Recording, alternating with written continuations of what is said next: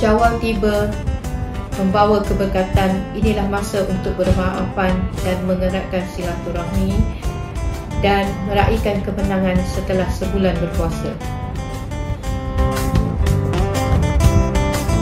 Semoga Syawal kali ini membawa kebahagiaan, rezeki yang melimpah dan keberkatan kepada kita semua. Amin ya rabbal alamin. Pada semua pemandu yang ingin balik ke kampung, berhati-hati di jalan raya, utamakan keselamatan, ingatlah orang yang tersayang. Untuk murid-murid yang dikasihi, hari raya bukan sekadar untuk bergembira je, tapi dalamnya ada nilai-nilai mulia yang perlu dipupuk seperti hormat menghormati, syukur dan sabar dengan apa yang berlaku di sekeliling kita.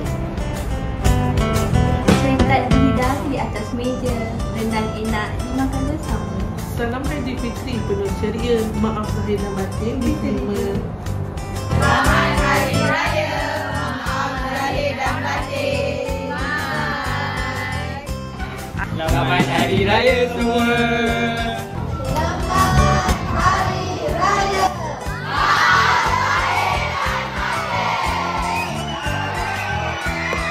Kami, warga SMK Taman Kosas ingin mengucapkan Selamat Hari Raya Aidilfitri, maaf zahir dan batin.